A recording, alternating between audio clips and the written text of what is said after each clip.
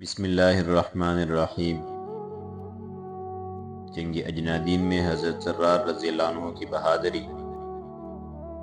کہتے ہیں کہ جب دونوں لشکر مقابلے میں ڈٹ گئے تو ارمن قوم کے لوگوں نے تیر پھینکنے شروع کیے۔ اسی وجہ سے چند آدمی قتل اور بعض سپاہی مجروح ہو گئے۔ حضرت خالد رضی اللہ عنہ نے چونکہ اپنے لشکر کو حملہ سے منع کر رکھا تھا، مسلمان جب قتل اور زخمی ہونے لگے تو حضرت زرار رضی اللہ عنہ نے عرض کیا، اب ہمیں کس بات کا توقف ہے؟ اللہ جل جلالہ ہمیں دیکھ رہے ہیں، ان کے انوار کی تجلیات ہمیں منور فرماتی رہی۔ ایسا نہ ہو کہ خدا کے دشمن یہ گمان کر لے کہ ہم ان سے ڈر کر بزدل ہو گئے یا سستی چاہ گئی۔ آپ ہمیں جلدی حملہ کا حکم دیں۔ اگر وقت کا انتظار ہے تو اتنے ہم میں سے چند جوان نکل کر ان کے مقابلے کے لیے چل جائے اور حملے کے وقت تک لڑائی کو طول دیتے رہیں۔ پھر وقت آنے پر ہم سب حملہ کر دیں۔ آپ نے فرمایا، زرار، اس کام کے لیے بھی تم ہی موضوع ہو۔ آپ نے کہا، واللہ میرے دل میں اس سے زیادہ کسی چیز کی محبت نہیں۔ یہ کہہ کر آپ نے بطرس کے بائی بولس کی ذرا پہنی، زرنما نقاب منہ پر ڈالا، ہاتھی کے کال کا گلستوان جو بطرس کے گھوڑے کا تھا آپ نے گھوڑے پر باندھا۔ رومیو جیسا لباس اس قوم سے مخفی رہنے کے لیے زیبتن فرمایا اور گھوڑے پر سوار ہو کر اس کی عنان کو دشمن کی طرف پھیر دیا۔ وہاں پہنچے تو مورچہ سنبھال کے رومیوں کی صفوں میں گھس گئے اور حملہ کر دیا۔ دشمنوں نے تیر برسانے اور پتھر پھینکنے شروع کیے، مگر خدا کے اس بندے تک ایک نہ پہنچا۔ یہ برابر صفیں پھاڑتے اور دلیروں کو کاٹتے چلے جا رہے تھے، اور یہ ایک ایسا جان توڑ حملہ تھا کہ 20 جوان پیدل اور سوار کاٹ کر پھینک دیے۔ حسان بن عوف رضی اللہ عنہ کہتے ہیں کہ میں حضرت زرار کے مقتولین کو گن رہا تھا۔ جس وقت آپ کسی پیدل یا سوار کو قتل کرتے تھے تو میں شمار کر لیا کرتا تھا۔ اس حملہ کے کل مقتولین کی تعداد 30 تھی۔ ضرب بن طارق یربوی کہتے ہیں کہ آپ کی اس حملہ نے فوج میں کلبلی مچا دی۔ آپ کی شجاعت، بہادری اور مردانگی نے انہیں حیرت میں ڈال دیا۔ اس کے بعد آپ نے سر سے خود اتار کے پھینک دیا اور فرمایا، یا بنی اسفور، میں زرار بن عزور ہوں، کل تمہارا رفیق تھا اور آج مخالف ہوں۔ میں ہی قاتل حمران بن دروان ہوں۔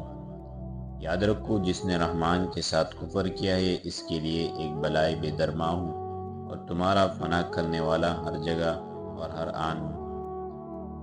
فوجیوں نے آپ کی گفتگو سن کر آپ کو پہچان لیا اور الٹے پاؤ بھاگے۔ آپ کا جوش ترقی پر تھا۔ آپ ان کے پیچھے چلے۔ ادھر سے قوم بطارقہ، اراحیہ، ہرقیلیہ اور مذبحہ نے یکی بعد دیگری پے در پے آپ کی طرف بڑھنا شروع کیا۔ یہ دیکھ کر آپ پیچھے ہٹ گئے۔ دروان نے دریافت کیا، وہ کون سا بدوی ہے؟ لوگوں نے جواب دیا، یہ وہی ہے جو کبھی ننگے بدن نیزہ لے کر چلا آتا ہے، کبھی نیزے بغیر آوارد ہوتا ہے، کبھی نیزہ لے کر آموجود ہوتا ہے۔ دروان نے حضرت زرار کا ذکر سن کر ایک ٹھنڈی سانس کھینچی اور کہا، میرے کنبہ کا کم کرنے والا اور میرے لڑکے کا قاتل یہی شخص ہے۔ میری دلی خواہش ہے اور میں سچ کہتا ہوں کہ جو شخص میرا بدلہ اور میرا عوض اس سے لے گا، جو کچھ وہ مانگے اسے دوں گا۔ راہیہ کے ایک بہادر نے یہ سن کر جلدی سے کہا، اس خدمت کے لیے میں موجود ہوں۔ راوی کہتا ہے کہ یہ والد طبریہ تھا۔ ہلال بن مرہ کہتے ہیں کہ میں فوج کی میمنہ میں تھا، میرے بائیں طرف روماس والے بصرہ تھے۔ ان کی زبانی سنا وہ کہتے تھے کہ وہ اگرچہ میں اس کے نام سے واقف نہیں، مگر دراصل جوڑ یہی برابر کا ہے۔ بہرحال یہ شخص دروان سے کہنے لگا کہ آپ کا بدلہ میں لوں گا، اور گھوڑے پر سوار ہو کر چلا۔ زرار پر حملہ کیا۔ 3 گھنٹے سے زیادہ تک دونوں بہادر فن حرب کے جوہر دکھلاتے رہے۔ آخر حضرت زرار نے نیزے کا ایک ایسا جچا تلا ہاتھ مارا کہ ذرا کو پھاڑتا ہوا اپنا کام کر گیا، اور دشمن اوندے منہ آ رہا دروان یہ دیکھ کر کہنے لگا، یہ بھی اسے پکڑ کے نہ لایا، اگر لے بھی آتا اور میں خود اپنی آنکھ سے دیکھ بھی لیتا، اس وقت بھی اپنی نظر کی غلطی بتلاتا اور کبھی یقین نہ کرتا، اور یقین بھی کس طرح کروں کہ یہ انسان بھی جن کے ساتھ لڑ سکتا ہے۔ اب میں اپنے سوا کسی دوسرے شخص کو نہیں دیکھتا کہ اس بدصورت سے لڑے۔ یہ کہہ کر تاتاری گھوڑے سے اترا، زرافے نے ایک دوسرے زرا جس میں موتی لگے ہوئے تھے بدن پر ڈالی، زرار کے مرغوب کرنے کے لیے تاج سر پر رکھا۔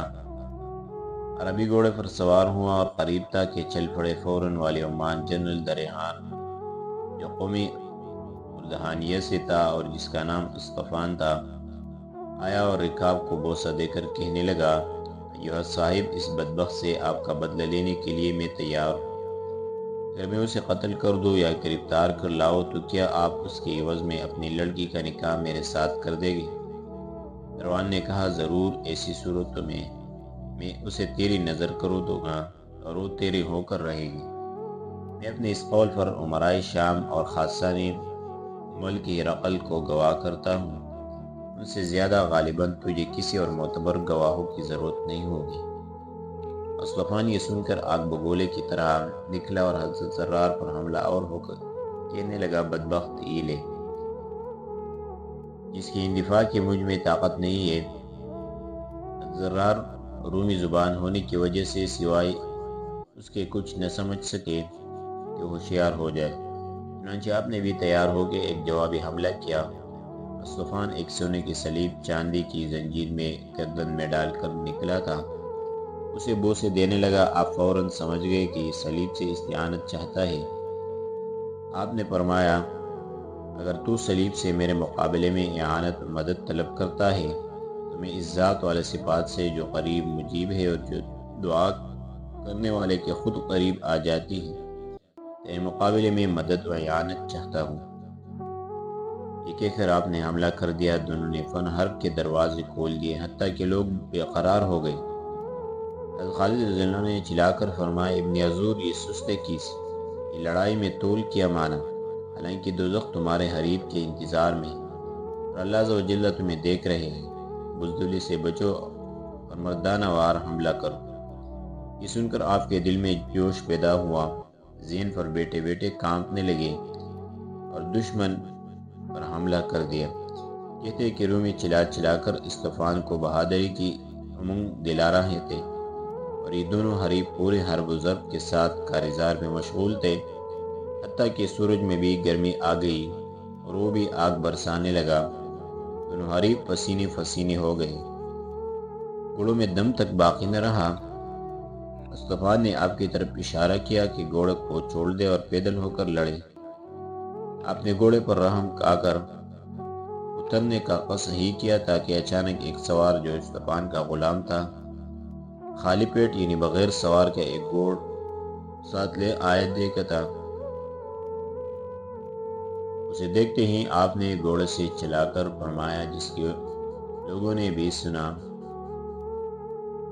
کہ تو تھوڑی سی دیر میرے نیچے اور چست چالاک ہے، ورنہ سروری دو جہان محمد رسول اللہ صلی اللہ علیہ وسلم کی قبر شریف کے پاس جا کر تیری شکایت کروں گا۔ گھوڑا یہ سن کر ہانا ہنایا اور ٹھاٹھے بھرنے لگا۔ زرار اس غلام کی طرف جھپٹے اور اس کے پاس پہنچ کر نیزے سے اس کا کام تمام کر دیا، اور اس خالی ذہن گھوڑے پر خود سوار ہو گئی۔ اپنے گھوڑے کو مسلمانوں کی طرف چھوڑ دیا جو ان میں جا ملا۔ آپ اسطفان کی طرف لپکے۔ جس وقت اس نے دیکھا کہ انہوں نے غلام کو قتل کر دیا اور اس گھوڑے پر سوار ہو گئے تو اپنی ہلاکت کا یقین کر لیا اور یہ سمجھ لیا کہ اب لا محالہ میرے قتل کے درپے ہیں۔ زرار اس کے بشرا اور بوکھلاپن کو دیکھ کر فوراً سمجھ گئے کہ دشمن مغلوب ہوا چاہتا ہے۔ ارادہ کیا کہ حملہ کریں، مگر اچانک آپ نے رومی سواروں کا ایک دستہ اپنی طرف آتے دیکھا، کیونکہ دروا نے جب اسطفان کو مغلوب اور قریب ہلاکت دیکھا تو یہ سمجھ گیا تھا کہ اگر اس کی مدد نہ کی گئی تو یہ کوئی دم کا مہمان ہے۔ اس لیے اس نے اپنی فوج کو مخاطب کر کے کہا تھا کہ یہ شیطان میرے کلیجہ کے ٹکڑے کو تو کھا چکا ہے، اگر میں نے آج اسے قتل نہ کیا تو گویا میں خود اپنی جان کو معرض ہلاکت میں ڈال دیا۔ ابھی ضروری ہے کہ اس کے مقابلے کے لیے میں خود نکلوں۔ اگرچہ دیگر رؤساء اور امراء مجھ اس کمزور بدوی کے مقابلے میں جانے کے لیے ننگوعار اور عیب کے ساتھ یاد کریں، مگر مجھے اس کی کوئی پرواہ نہیں۔ کہتے ہیں کہ بطارقہ، قیاسرا اور حرقیلہ کے قبیلے اس وقت تک اس کے پاس سے علیحدہ نہ ہوئے جب تک اس نے ان سے حضرت زرار کے مقابلے کے لیے سلیب نہ اٹھوا لی۔ اس عہدہ پیمان کے بعد قبیلہ مذبحہ کے 10 آدمی جو سب کے سب زرافوش تھے، پیروں میں لوہے کے موزے، بازو پر لوہے کے بازو چڑھائے ہوئے، ہاتھوں میں فولاد کے عمود اٹھائے ہوئے اس کے ساتھ ہوئے، اور یہ زرہ میں ملبوس تاج سر پر رکھے آگ کے شعلہ کی طرح ان کے آگے آگے چلا۔ مصطفیٰ نے جو زرار رضی اللہ عنہ سے طعن اور کرہن مجبوری سے لڑ رہا تھا ان کی طرف دیکھا۔ یقینی ہلاکت کے بعد ذرا دم میں آیا بزدلی کے بعد ہر بزرگ کا پھر شوق چرایا اور زرار سے چیخ کر کہنے لگا لڑائی کے لیے تیار ہو جاؤ، مگر آپ نے نہ کچھ اس کی طرف التفات کیا اور نہ آنے والے سواروں سے مرعوب ہوئے۔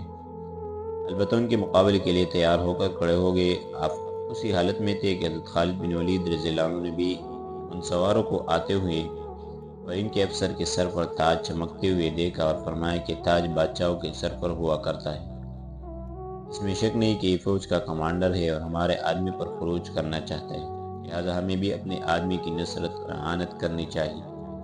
آپ نے اپنی فوج کی طرف مخاطب ہو کر فرمایا تم میں سے بھی 10 آدمی نکلنے چاہیے تاکہ فلاح برابر رہیں۔ اس کے بعد آپ چیدہ اور منتخب 10 آدمیوں کو لے کر نکلے، گھوڑوں کے باغی میدان کارزار کی طرف کیے اور چل دیے۔ ادھر رومی حضرت زرار رضی اللہ عنہ تک پہنچ گئے۔ آپ نہایت اولو العزمی اور جوامردی کے ساتھ مقابلے میں ڈٹ گئے اور حضرت خالد بن ولید رضی اللہ عنہ کے پہنچنے تک برابر نہایت خامردی کے ساتھ مقابلہ کرتے رہے۔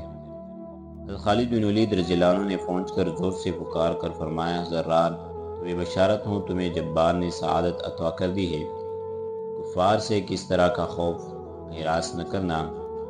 زرار نے جواب دیا کہ بار تعالیٰ کی طرف سے نصرت اعانت قریب نہیں ہے۔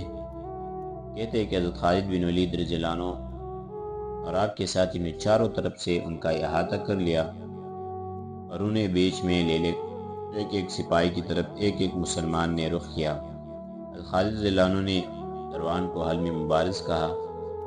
زرار اپنے حریف سے تیر آزمائی کر رہے تھے اور ان کے حریف استفان کا برا حال تھا، بازو شل ہو چکے تھے، ہاتھوں میں لرزہ آ گیا تھا۔ حضرت خالد بن ولید رضی اللہ عنہ کو دیکھ کر اور بھی اوسان خطا ہو گئے، خوشی رنج سے بدل گئی اور بھونچکا ہو کر چاروں طرف دیکھنے لگا۔ گھوڑا بے حس حرکت ہو گیا۔ زرار رضی اللہ عنہ اس کی گھبراہٹ اور بزدلی فوراً سمجھ گئے۔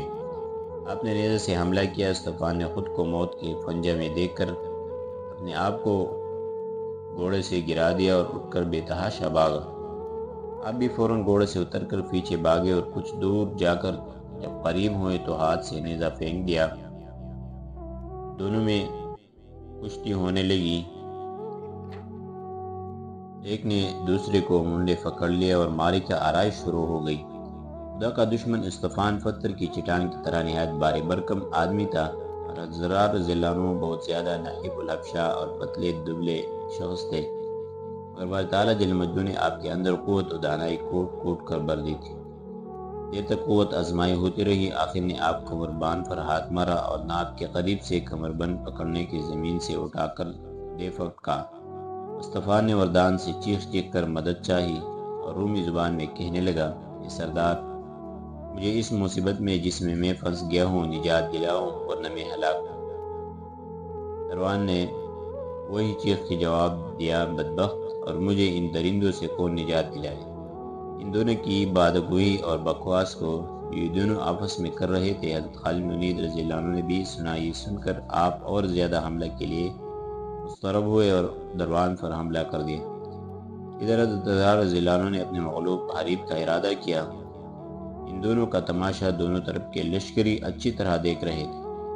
رومیوں نے یہ دیکھ کر شور و واویلا مچانا شروع کیا۔ ادھر اصحابی رسول اللہ صلی اللہ علیہ وسلم نے نعرہ تکبیر بلند کیا۔ ذرار رضی اللہ عنہ حریف کے سینے پر چڑھ کر بیٹھ گئی۔ مصطفیٰ اب سے پوری طرح ڈر رہا تھا اور ان کی طرح بڑبڑا رہا تھا۔ ہر ایک سپاہی دوسرے کی مدد میں اعانت کرنے سے بالکل مجبور تھا۔ ذرار رضی اللہ عنہ نے تلوار ہاتھ میں لی اور دشمن خدا کے سینے پر رکھ کر حلق کی طرف کھینچ لی۔ اس وقت اس نے اتنا شور مچایا کہ آسمان سر پر اٹھا لیا۔ دونوں طرف کا لشکر اس کی شور و فغاں کو سن رہا تھا۔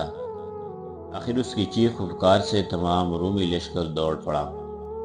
اس وقت ذرار رضی اللہ عنہ نے اپنی طرف لشکر آتے دیکھا اور خود کو خواہ مخواہ مصیبت میں پھنسے معلوم کیا، تو آپ نے سوچا کہ اگر میں یہاں ٹھہر تو سوائے اس کے کہ گھوڑے کو سموں اور پھوڑوں سے رون ڈالا جاؤ اور کیا فائدہ ہے۔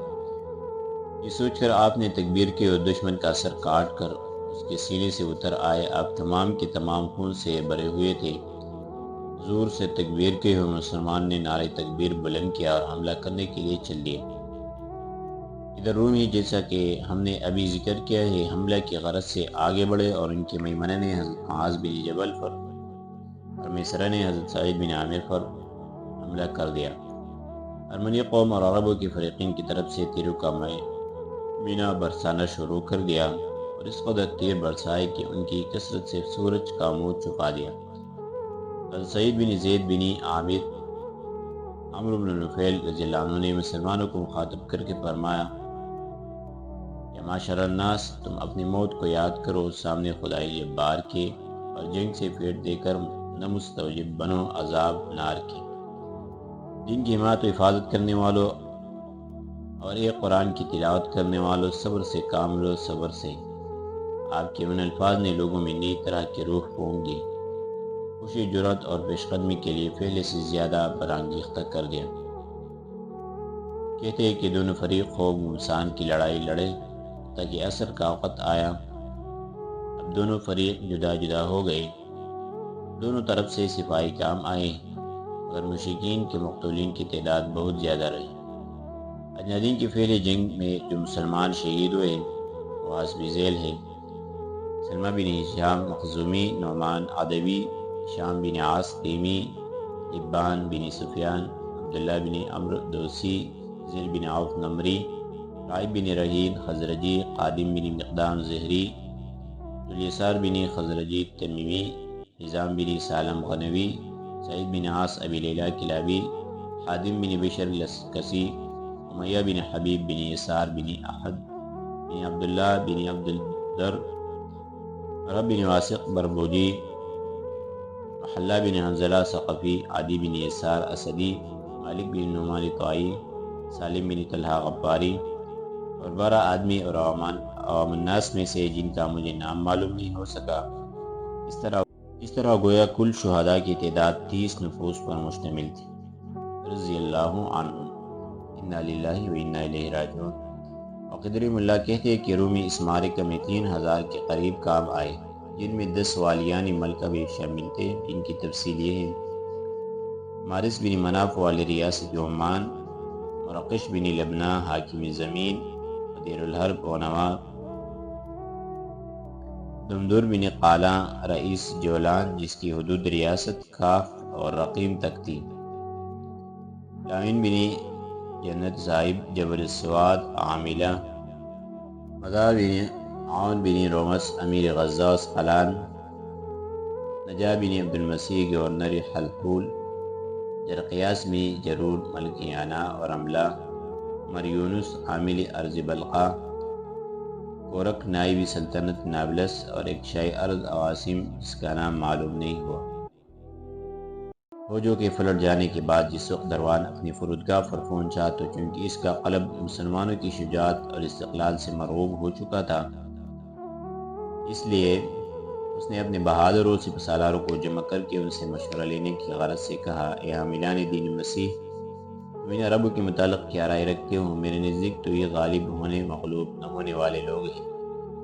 ان کی تلواروں کو تیز اور کاٹنے والے اور تمہاری شمشیروں کو ان ان کے گھوڑوں کو دم دار اور صابر، تمہارے گھوڑوں کو ہانکنے کانپنے والے، ان کے بازوں کو سخت اور تمہارے کو سست دیکھ رہا ہوں۔ ساتھ ہی اس قوم کو تم سے زیادہ اپنے رب کا فرماندار اور دل سے تصدیق کرنے والا جانتا ہوں۔ تو سمجھتا ہوں تم ظلم و تعدی اور اپنی پریبکاری کی بدولت ذلیل و خوار ہو رہے ہو۔ مجھے کامل یقین ہے کہ اگر تمہاری یہی حالت رہی تو تم اس دولت و ثروت کو خبر خیر بات کہہ کر رہو گے۔ اب بہتر طریق یہ ہے کہ تم اپنے دلوں کو زنگ دوڑا لو اور صدق دل سے گناہوں کا اقرار کر کے اپنے رب کی طرف متوجہ ہو کر توبہ کرو۔ اگر تم نے ایسا کیا تو سمجھ لو کہ فتح تمہارے قدم چومے گی، اور اگر انکار کیا تو ہلاکت کے گڑھے میں گر پڑو گے، کیونکہ خداوند تعالیٰ نے ہم پر ایک ایسے قوم کو جسے ہم کبھی شمار و قطار میں بھی نہ لاتے تھے، اور نہ کبھی ہم نے آج تک اس کا فکر کیا تھا، اور نہ ہمارے دلوں میں کبھی ان کی طرف سے کوئی کس طرح کا خیال پیدا ہوتا تھا، اس لیے کہ یہ خود چرواہے غلام بھوکے ننگے تھے، عقوبت شدید اور بلائے عظیم کے لیے مسلط کر دیا ہے۔ انہیں اعجاز کے قحط، سختی اور بلاؤ نے ہماری طرف روانہ کیا ہے۔ یہاں آ کر انہوں نے تمہارے شہر کی نعمتی اور فواکہات کھائے جو اور چھینا کی روٹی کی بجائے عمدہ گیہوں کی روٹیاں دے کے سرکہ اور شربت کی جگہ شہد، گھی تازہ، اس کے انجیر، انگور اور عمدہ نادر اشیاء میسر آئی، اور سب سے بڑھ کر یہ کہ تمہارے عورتوں، ماؤں اور اہل عیال کو قید کر لیا۔ نہ معلوم تم اپنی عورتوں کی اس بے حرمتی اور بلائے عظیم پر کس طرح سے صبر کیا۔ کہتے ہیں کہ اس تقریر کو سن کر رومیوں میں کوئی شخص ایسا باقی نہیں رہا تھا جو چیخ کر نہ رویا، اور جس نے کف افسوس نہ ملا۔ ہر ایک شخص غصہ میں بھر گیا، اور اس غیظ و غضب میں ان کی زبانوں سے نکلا، ہم آخر دم تک لڑیں گے، اور جب تک ہم میں ایک متنفس بھی موجود ہے لڑائی کو برقرار رکھیں گے۔ عرب قوم سے یہ بہادری اور شجاعت کبھی نہیں ہو سکتی، ہم انہیں تلواروں سے قتل کر دیں گے، نیزوں سے مین لیں گے، تیروں سے چاند دیں گے، اور جن باتوں کا آپ نے ذکر کیا ہے ہرگز نہ ہونے دیں گے۔ دروان یہ سن کر بہت خوش ہوا۔ قوم اور رؤسائے طائرہ کو مشورے کے لیے زور سے آواز دی اور کہا، بادشاہ ہرقل کی فوج نے میری تقریر کا جو کچھ جواب دیا ہے وہ آپ حضرات نے سنا۔ قوم میں سے ایک شخص نے جواب دیا، اے دروان، تو ان عوام لوگوں کی بات پر بھروسہ نہ کر، اور یہ سمجھ کے تو ایسی قوم کے ساتھ الجھا ہے کہ جن سے کس طرح عہدہ برا نہیں ہو سکتا۔ کیا تو نے اپنی آنکھوں سے نہیں دیکھا کہ ان کا ایک شخص ہمارے لشکر پر حملہ آور ہو جاتا ہے، اور ہماری جمعیت اور کثرت سے کس طرح نہیں گھبراتا، اور جب تک ہم میں سے چند آدمی کو قتل نہیں کر دیتا واپس نہیں جاتا۔ ان کے نبی نے جو کچھ ان سے کہہ دیا ہے وہ ان کے دل میں ایک طرح سے عقیدہ کی طرح اتر گیا ہے کہ اگر انہوں نے ہم میں سے کسی کو قتل کر دیا تو وہ دوزخ میں چلا گیا، اور ان میں سے کوئی قتل ہو گیا تو کھلا جنت میں پہنچ گیا۔ موت اور حیات اس قوم کے نزدیک برابر ہے۔ ہم میں سے اب تک ایک خلق کثیر قتل ہو چکے، اور ان کی معدود چند آدمی کام آئے ہیں، تو میں تیرے واسطے ایسے قوم سے کوئی امید کی صورت نہیں دیکھتا۔ البتہ اگر تو کس ترکیب سے ان کے سردار تک پہنچ جائے اور اس کو قتل کر دے تو پھر یہ سب خود ہضمیت کھا کے بھاگ پڑے گی، اور ان کے سردار تک پہنچنا بھی کس حیلہ اور مکر کا محتاج ہے۔ اس کے بعد کیا ہوا انشاءاللہ آگے درس میں ذکر کریں گے۔